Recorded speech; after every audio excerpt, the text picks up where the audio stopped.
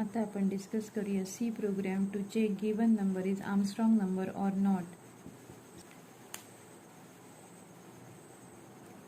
So first we will see what is Armstrong number. Armstrong number म्हणजे काय, तर for example एक number consider केला 153. हा एक नंबर मी कन्सिडर केला. या नंबरचे डिजिट सेपरेट केले. डिजिट म्हणजे 1, 5 आणि 3. हे 3 डिजिट्स आहेत. मग किती डिजिट्स आहेत? 3 डिजिट्स आहेत. मग प्रत्येकाचा क्यूब घेतला. 3 डिजिट्स आहेत म्हणून त्यांचा क्यूब घेतला. 1 क्यूब, 5 क्यूब अँड 3 क्यूब. आणि त्या क्यूबचं ॲडिशन केलं. So how we can write this? 1 cube is 1 plus 5 cube is 125 plus 3 cube is 27. Okay, या 3 जे नंबर्स आहेत त्यांचा क्यूब केला आणि त्या क्यूबचं ॲडिशन केलं. तर ॲडिशन किती मिळते आपल्याला? Addition is 153. सो ॲडिशन काय मिळतंय? 153. ओरिजिनल नंबर काय आहे आपला? 153. सो हे दोन नंबर जर इक्वल असतील तर आपण काय म्हणणार? Given number is Armstrong. Given number is Armstrong number. Armstrong number is a number that is equal to sum of cubes of its digit. So for example 153 जो आपण डिस्कस केला, त्यानंतर 370, 371, 407 हे काही एक्झाम्पल्स आहेत आर्मस्ट्रॉंग नंबर्सचे. सो आता आपण programme बघूया. हॅश इन्क्ल्यूड stdio.h ही आपली पहिली लाईन. त्यानंतर main function void main function brackets. त्यानंतर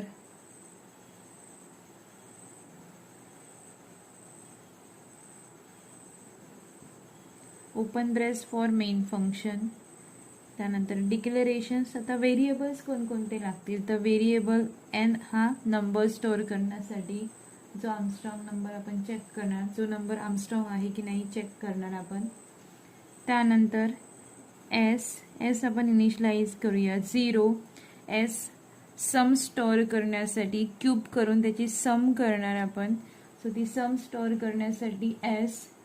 त्यानंतर डिजिट सेपरेट आउट करताना आपल्याला रिमाइंडर फाइंड आउट करणार. सो रिमाइंडर स्टोअर करण्यासाठी r. त्यानंतर m हा एक व्हेरिएबल, ज्या व्हेरिएबलमध्ये आपण n ची व्हॅल्यू कॉपी करून ठेवणार.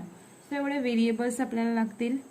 त्यानंतर स्टेटमेंट आहे आपलं CLR SCR clear screen statement.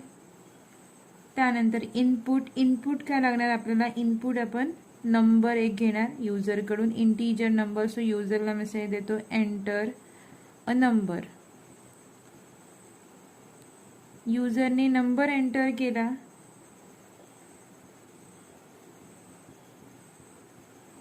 Input घेण्यासाठी आपण स्कॅनअप स्टेटमेंट लिहितोय. तो नंबर इनपुट केला जो आपण n मध्ये स्टोअर करतोय.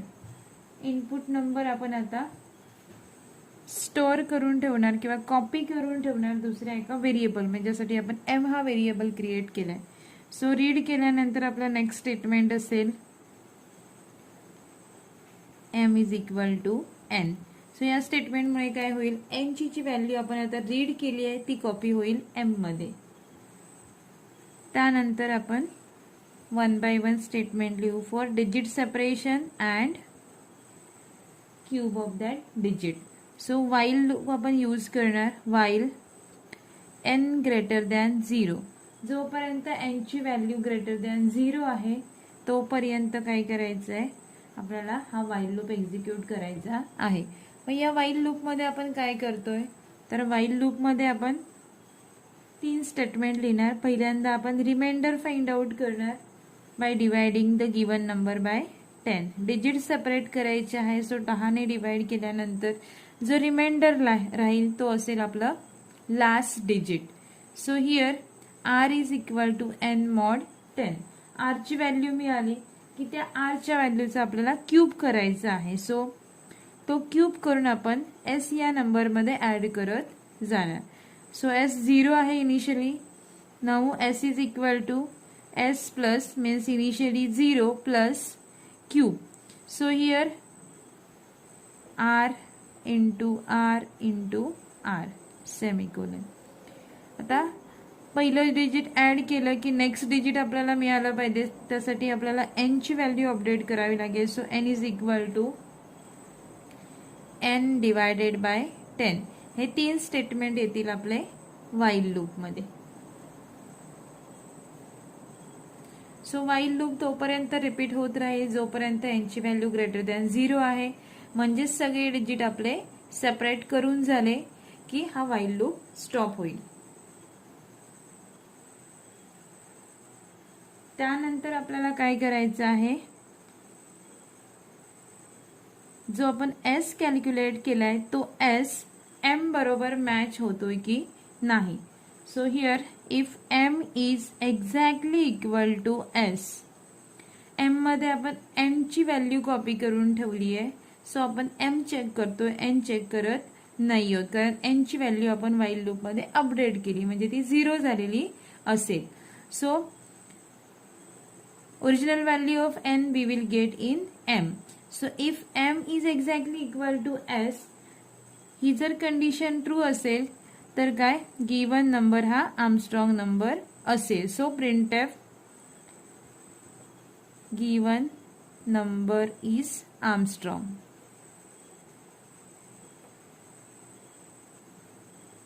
Double quote complete, bracket complete, semicolon.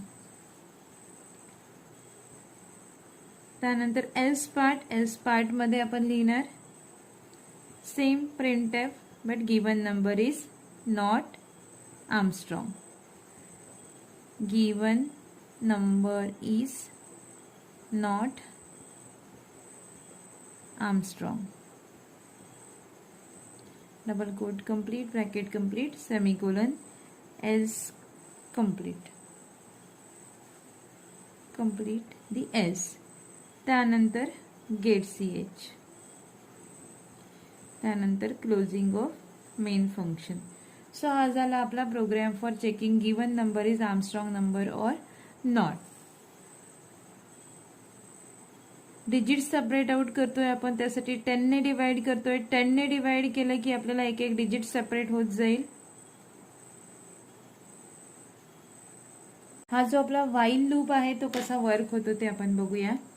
So पहिल्यांदा एस ची व्हॅल्यू काय केली आहे आपण 0 केली आहे. एस ची व्हॅल्यू 0 केली आहे. त्यानंतर आपण काय करतोय तर एन ची व्हॅल्यू युजर कडून घेतली आहे. सो एन फॉर एक्झाम्पल असेल आपला 153 आहे एन. मग आपण व्हाईल चेक करणार. While N greater than 0. आता एन ची व्हॅल्यू काय आहे, एन आहे आपला 153 greater than 0 condition is true. मग काय येईल व्हाईल लूप एक्झिक्यूट होईल. सो आर कॅल्क्युलेट केला जाईल. R is equal to 153 mod 10. So R we will get, R आपल्याला काय मिळेल 3.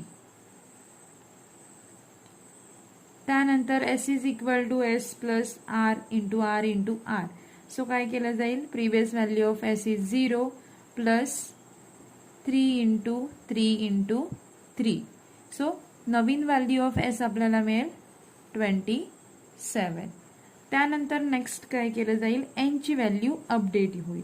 आता एन ची प्रिव्हियस व्हॅल्यू किती आहे 153 डिवायडेड बाय 10. 153 डिवायडेड बाय केल्यावर 10 केल्यावर एन ची व्हॅल्यू मिळेल आपल्याला 15. सो उरलेले जे डिजिट्स आहेत ते आपल्याला एन मध्ये मिळतील.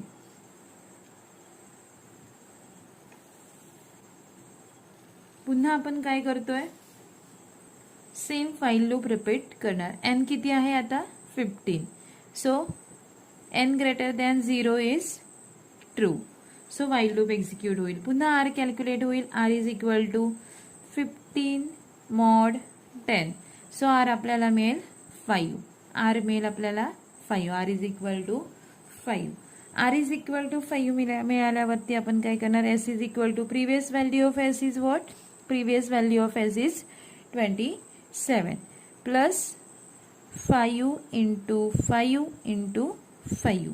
So here 5 into 5 into 5, 125. So new value of S will be 27 plus 125. So it will be 152. 152 ही झाली आपली S ची व्हॅल्यू. त्यानंतर N ची व्हॅल्यू अपडेट करणार. So N will become now 15 divided by 10, so we will get 1. Integer division आहे, so we will get 1. त्यानंतर आपल्याला पुन्हा वाईल चेक करायचं आहे. एन ची व्हॅल्यू 1 आहे, सो ग्रेटर दॅन 0 आहे. सो पुन्हा वाईल लूप एक्झिक्यूट होईल. सो हिअर आर ची व्हॅल्यू कॅल्क्युलेट केली जाईल एन मॉड 10. एन ची व्हॅल्यू आहे 1. 1 mod 10 we will get 1. So R मिळाला आपल्याला 1.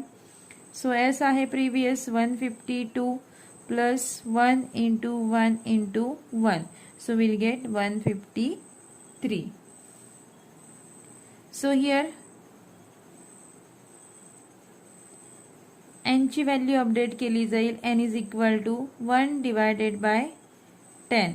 So we will get 0. Now n will become 0. And n will become 0, so while loop will stop. Execution of while loop will stop. While 0 greater than 0, so condition false, so while loop execution will stop. So in this way we will get this S. So now we have to match this value of S with M. So this value matches, means given number is Armstrong number, and if not matches then given number is not Armstrong number.